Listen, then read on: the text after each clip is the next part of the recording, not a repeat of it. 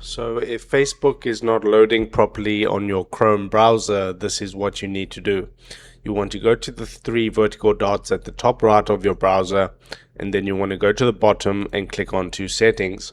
From here, you want to go to privacy and security, and you want to go to third-party cookies.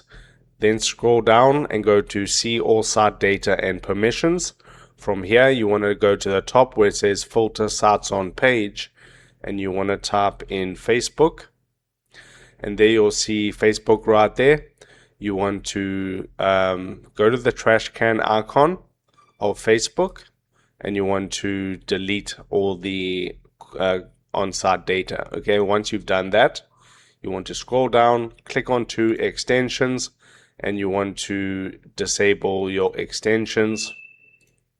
Okay, just like this. I'll leave that one on. Actually do all of your extensions and then turn them on one by one.